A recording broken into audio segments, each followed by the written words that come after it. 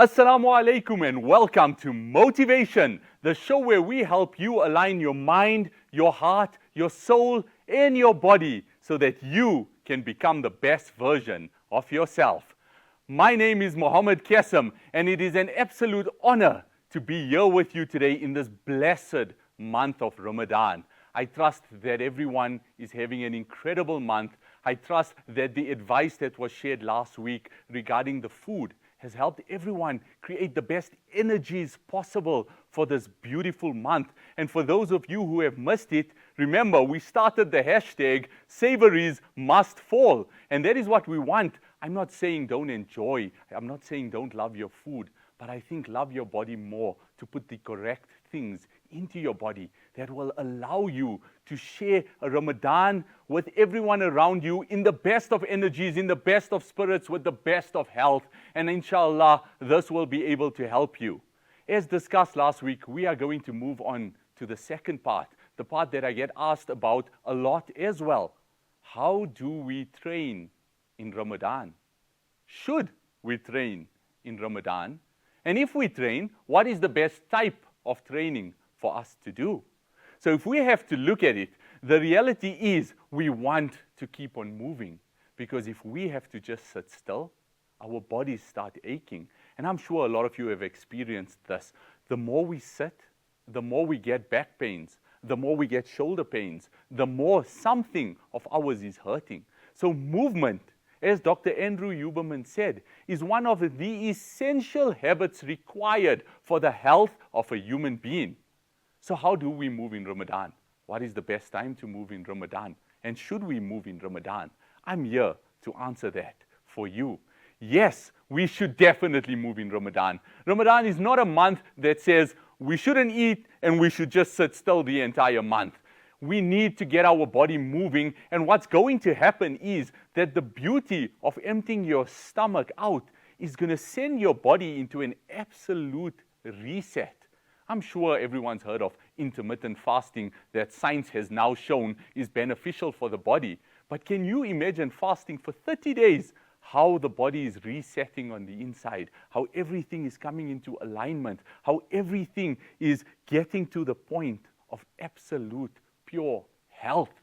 And we need to assist our body through what we put in our mouth and what we do with our limbs. So what is the best time to train?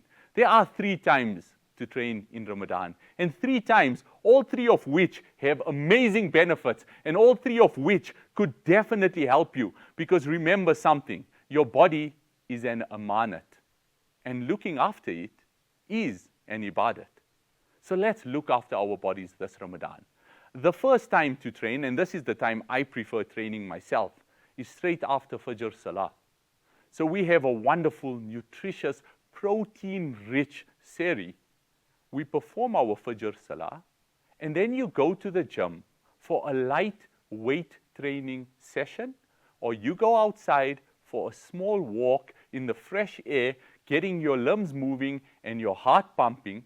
Nothing that is going to completely exhaust you, but enough to tell your body that you require the muscle to work so that it can keep on doing what it needs to do. And you've just fed it with the right nutrients. And as you tear those muscles open, as you use those muscles, the nutrients are going to fill into those muscles, and it's going to create new muscles as we go along.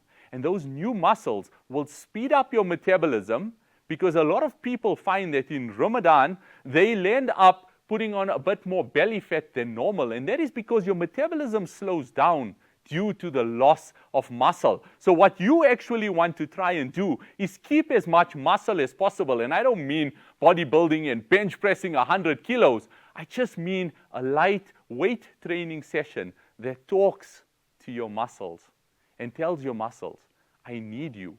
Because the reality is, with muscle, use it or lose it. The second best time to train is just before iftar. Your body is at its lowest. You will then go into your fat reserves to give you energy.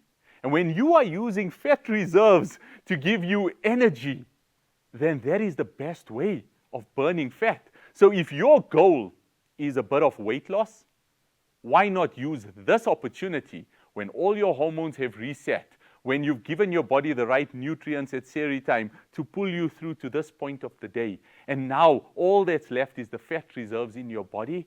Have a light workout again. Whether it's a walk on the outside, whether it's a light weight training session, maybe a light cycle around the block, but do something that allows your body to move, elevate your heart rate just a little bit, and read zikr and read istighfar while you're doing it, and watch how beautiful that ibadat turns into something where you become healthy while doing it, and your mind opens up, and your heart opens up, and your soul opens up. Because when the stomach is empty, the mind is clearer. And when the mind is clearer, we can understand a lot more. So I do find, especially at that hour, to go for a small walk, a 10-minute walk, a 15-minute walk, is so beneficial for every single part of you, that you will enjoy your fast. You will enjoy those last moments. Instead of sitting in the house and smelling the food being cooked, and then your stomach grumbling and rumbling and your mouth watering, rather go for a walk, clear your mind, open up what is inside of you, and then sit down and have a nutritious iftar when the time for iftar sets in. Re-feed your body, re-energize your body with the correct fuel, and watch how your body then starts telling you, thank you, I appreciate you, and I love what you are doing for me, because all of a sudden I feel like a brand new human being. Which then takes us to our Taraweeh Salah, and we can enjoy our Taraweeh Salah with the beautiful recitations of our Hufaz around this wonderful country, and we're loving every moment of it, and we're loving every ruku, and we're loving every sajda, because we are feeling energized with what we did through the entire day. And it takes our ibadat and it takes it even higher, and it elevates it even higher. And every time you put your head on the floor for sajda, you are grateful to Allah that He has given you the health to be able to do this. Look after your health, and what better way it is to look after your health than in the beautiful month of Ramadan, when we can clean out our system, we can clean out our gut, we can create movement in our body, and that body will allow us to have the best possible ibadat, which then comes to the third time that is good to train, and that is after the Taraweeh Salah. Your body is now fully energized with the food that was put into it. A lot of us will find that after that time, we want to go home and snack on some sweets, and we want to just eat the dessert that was made, and we want to put sugar into our body because we feel depleted. The reality is, when you do that and then you go to sleep, what's going to happen is you're going to wake up more exhausted, because you're telling the body you were empty the entire day. Now I want you to eat all of this junk, and as I'm sleeping, try and break it down. So you wake up exhausted, feeling like you have stones in your eyes when you wake up, and then it's tough to wake up for Seri, and you wake up, you don't want to eat because you are tired, and it's the cycle that keeps going on.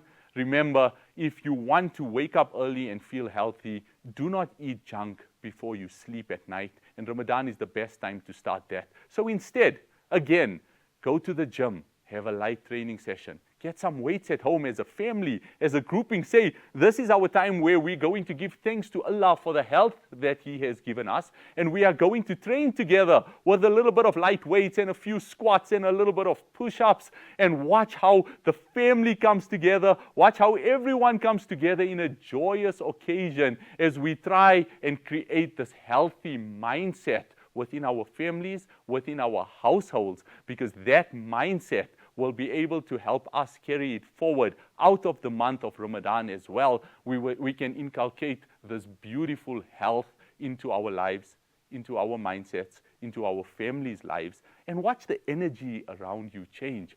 Because all of a sudden, you're no longer reaching for the chocolates and the sweets. You just had a training session. You want some water and maybe even a protein shake just to feed your body the right nutrients, because all of a sudden you have embarked on a journey to go from being mediocre in your health to prioritizing your health. Because health is something that we do not appreciate until it is gone. And I often ask everyone this question when it comes to gratitude. Are we grateful individuals? And most people say, yes, to an extent we are.